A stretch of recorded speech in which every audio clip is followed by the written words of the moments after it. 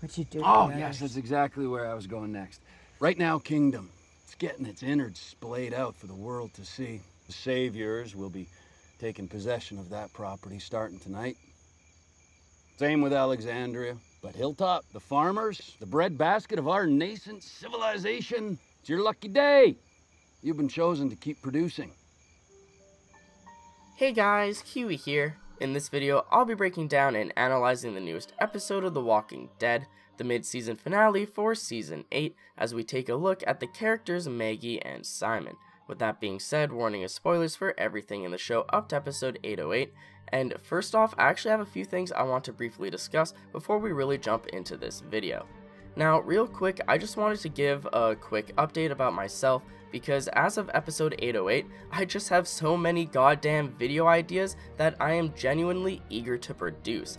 I have many prediction videos and theories for the second half of season 8, along with a bunch of content focusing around the first 8 episodes of the season as well.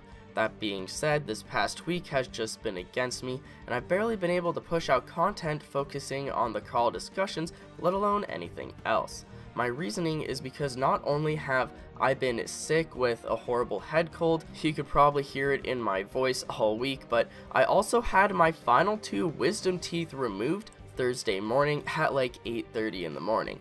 Now, I had recorded that Scott Gimple Entertainment Weekly video Wednesday night, like just my voice and whatnot, which is why I sounded so ridiculously sick in it, but I haven't been able to record since getting my wisdom teeth out, well, up until right now. Because yeah, having 2 giant craters in your mouth, along with stitches and an extremely sore jaw just really isn't the best combination for creating commentary. Anyways, that's enough about me. We'll go ahead and jump into the video now. I just wanted to update you guys. I don't normally put any fluff at the beginning of my videos because I honestly think that it's pretty annoying when someone starts off every single one of their videos with 3 minutes of updates, but I didn't feel like making an entire video about this, so I just wanted to put it in the beginning of this one. But anyways, let's jump right into the actual video about Maggie and Simon. Now, in this video, I'll be discussing the characters from the Hilltop, along with the situation that they found themselves in.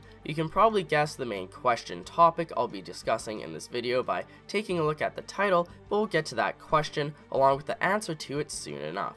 Now let's just take a moment and discuss Maggie, along with how important of a character she currently is in the story. Aside from the fact that she's been important the first 6 seasons to us, her story now as a leader of the Hilltop in seasons 7 and 8 are even more important, as she's helping shape and form a future for everyone. She was one of the main 3 leaders to start this whole retaliation, and she effectively turned the Hilltop against Gregory. She's the one who convinced the Hilltop that they did stand a chance and that they could train to become better prepared, along with having the motivation for vengeance and justice due to Maggie being the widow to one of Lucille's victims. Negan thought that she was dead during all of season 7, and so it was quite the surprise to see her leading a group of Gregory's men into Alexandria during the season 7 finale in order to save Rick's ass from Negan. So not only should Negan be pissed about her training Hilltop rebels to open gunfire on him in the middle of him punishing Rick at Alexandria, he should be even more pissed about the fact that she's even alive, and this is all before they even trapped all the saviors in the sanctuary in the season 8 premiere. And speaking of which, it's finally about time that we catch ourselves back up to the most recent episode, as I further explain why I've even been summarizing all this info about Maggie. Now in episode 808, Maggie and Jesus get completely cornered by Simon's group of saviors, as you may know. At this moment, I imagined about every person watching to have their hearts completely drop as they get flashbacks of the season 6 finale. From the moment that Maggie saw that fallen tree in the middle of the road, she got flashbacks of the night that Glenn died, and she knew that it was the saviors. So although she clued in, she sadly wasn't able to react in time. They tried contacting the rest of their people, but Simon surrounds all of them, forcing them to give up their weapons. Now at this point, Maggie has lost, Jesus has lost, the Hilltop, at least their group, has simply lost. It was easy for Simon to catch them off guard because they weren't expecting any sort of resistance. Maggie has been completely out of the loop with everything happening elsewhere ever since episode 805 because the main characters delivered letters to each other back and forth, updating each other from what happened with the first 4 episodes of the season, but that's it. Maggie doesn't know what happened after that. So in episode 808, Maggie still believes that the saviors are stuck in the sanctuary, surrounded by zombies. Maggie and Jesus were confidently on their way to the sanctuary, so they were probably a little bit carefree, just taking whichever main roads would get them there the quickest. So, Maggie has shown her defiancy many times, from hiding her existence from Negan, to overthrowing Gregory and making Simon look like a fool, all the way to helping lead an army up to the sanctuary doors to declare all-out war. She is one of the 3 main leaders of Ock, Alexandria, Hilltop, and the Kingdom. Hell, she's literally the widow from that the King, the Widow, and Rick thing, that entire saying that's been said multiple times throughout the season, along with being featured as the titles of one of the episodes. So why doesn't Simon punish her more here? All he does is the classic, "Oh, we'll kill one of your guys and make you work for us" deal. This can go one of 2 ways. One, I can kill this likable gent on his knees over there, drag you out of this car, and put you in this box. Then we take you to Hilltop, gather everyone up and kill you in front of the whole place, and then drag you back to Sanctuary and put you on a spike in front of HQ. Simon was there for the season 7 premiere, right? He was the one who gave Negan a marker to write a Sharpie line on Carl's arm. Simon knows that Maggie was there. He knows that she's been through this before. They killed one of her people when they first met, and that person was her freaking husband. No offense to that guy whose head Simon blew up in Maggie's back seat during episode 808. What was his name? Neil or something? It doesn't matter. The guy was a red shirt, and I didn't even recognize him before this scene. If Glenn's death didn't cause her to fall in line, why would Neil's? Yeah, it was just supposed to be a shock, along with an intimidation tactic, but Simon was straight up explaining how they're going to tax most of what the Hilltop produces, as if they don't do that already. So they threaten that they'll only leave the Hilltop with the bare minimum, and that they want them to keep producing for the saviors, but then they let Maggie and all of her people go. Sure, they want to keep the Hilltop people alive so that they can go back home and produce for the saviors. People are a resource, I understand, but don't you think that they should have separated the people of the Hilltop from their confident and motivational leader? Or 2, you turn around, go home, start watering that sorghum. Save everyone, and most importantly me, a lot of trouble. And yeah, we're gonna have to kill one of your people. I got this. I just really needed you to know what I was talking about. Now, it may be true that Simon doesn't really know much about Maggie, but he should have gotten up to date by now. If not by Gregory, then by Eugene or Dr. Carson. He should have gotten more information about Maggie so he could have known more about her and known her better and known more about the enemy that he was going to corner and intimidate. He should have captured her and brought her back to the sanctuary alive. Isn't that what Negan said he wanted when he told all the saviors about the Widow, the King, and Rick? That's what Morales said to Rick, right? That's what that random savior guy said to Ezekiel, right? Like, if you couldn't tell, this is honestly starting to annoy me. Why would Simon just let her get away if this is the case? Did Negan literally change his mind out of nowhere and tell Simon to only let Maggie go so that she can return to the Hilltop and produce food? And so I was wondering all of this while watching the episode, and I did reflect on it quite a bit during my second viewing as well. But it wasn't until I read the most recent Scott Gimple interview about episode 808 with Entertainment Weekly that I truly got inspired to create this video, oddly enough.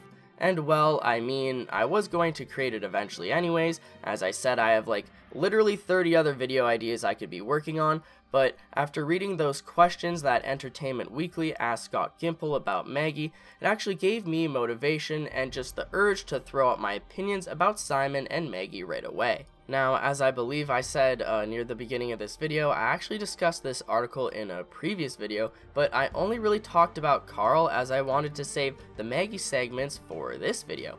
So, just as always, I'll go ahead and leave the article link in the description, but I'm going to go ahead and read over the parts that I want to discuss. So, the questions in bold are the interviewer, while the regular paragraphs below are Scott Gimple's answers. So, let's talk about Maggie's decision to straight up execute one of her savior prisoners in cold blood. What percentage of this is pissed off revenge, and what percentage is calculated strategic maneuver with the whole "we have 38 more, stand down" message on the coffin? Gimple responds with, "I think because she thought about it from the moment that she asked for that coffin, the majority is strategy. The majority is trying to take care of her people and be a good leader. I'd give it 60 strategy, 40 anger and emotion, maybe even a little bit less because you see her walking away from it. It wasn't anything that Maggie felt great about, it was something that she felt that she had to do considering the people that she's up against. In some ways, she's offering them some sort of way to move forward just because she's saying stand down, we have your people, we have to come to some sort of conclusion here." And yeah, I do feel like Maggie definitely was being strategic about it, trying to create a reason for her to kill someone, but she definitely killed someone because she was mad. You could just tell that she was boiling with rage, like she just looked so pissed off, and she just walked straight to the prisoners of war, took out that one guy, and shot him. No hesitation, she just did it, and yeah, she was calm, she walked away. Maggie can control her anger, she can stay calm and collected, and yeah, Maggie is a very, very smart person, but that definitely was anger. Anyways, that's not even the point of this video, but moving on to question 2. Since the beginning of this season, Negan has said that he wants the king, the widow, and Rick.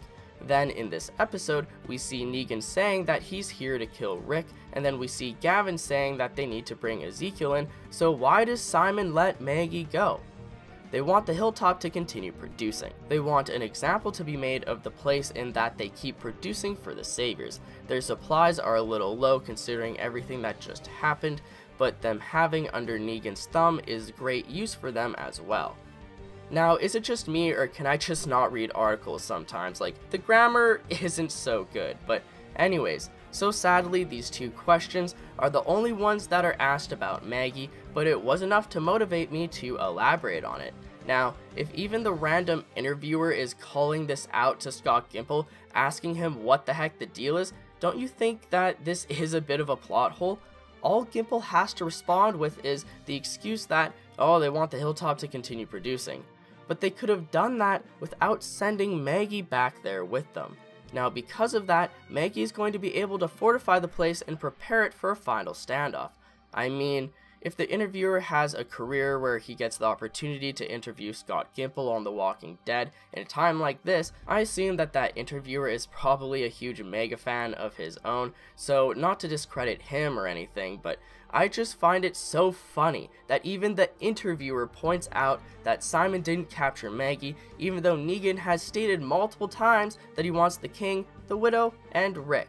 And on top of that, Gimple doesn't even give a good answer. It's not like he just didn't answer or left it mysterious like he used to always do, like around seasons 4 and 5.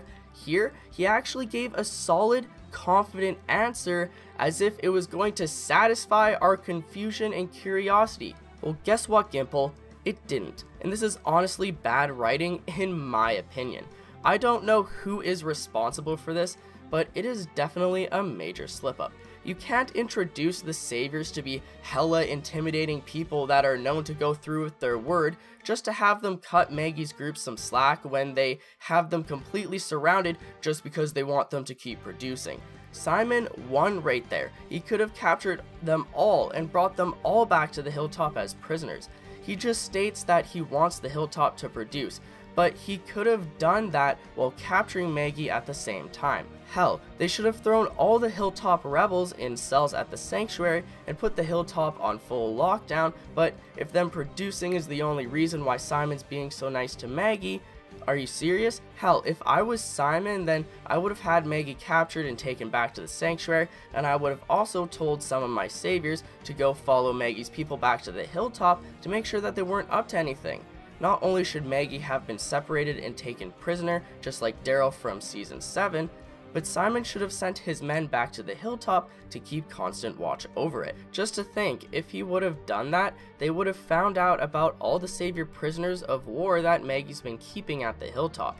If Simon would have just acted differently, the hilltop would have been completely disarmed, taken over, along with Simon getting all of his men back that survived the outpost slaughter. Hell, that's Simon's outpost, so those are literally his men that are prisoners at the hilltop. And if you're a comic book reader, you know that the final battle takes place at the hilltop. Imagine how screwed over everyone would be if they didn't have the hilltop to stand off at. You gotta realize, this isn't the beginning of season 7, or even halfway through. This is all-out war. Negan is done making deals, he's done negotiating, they gotta go. Negan is through Maggie. He thought that she was dead in the first place. Her and Ezekiel saved Alexandria in the season 7 finale, effectively kicking off the entire war in the first place. Maggie is literally the widow of Negan's Lucille victim. If she's let loose, obviously she's going to immediately start revolting behind Simon's back. Is he really that stupid? I understand that Negan got mad at Simon for suggesting to kill them all, as people are a resource, but there has to be some middle ground between killing them all and letting them all go. And no, killing one random red shirt and letting everyone else go isn't good enough. Anyways, I need to go put an ice pack on my cheek. Holy hell, the side of my face is just pulsating, but let me know what you guys think down in the comments section below, along with any predictions or theories you might have. I'd appreciate a like on the video if you've enjoyed anything I've said today, or even subscribe for more Walking Dead Season 8 content in the near future. If you'd like to take that extra step in helping support my videos, consider checking out my Patreon, where there's a bunch of different rewards involving the channel, such as a chance to directly influence the videos being produced. It isn't necessary by any means, but it could really help in the long run. But as always, I thank you all so much for watching, and until next time, I'll talk to you guys later. Peace out. Gregory made a little bit of a fool out of me in front of the big man, so I am hoping that you are the one to make things right.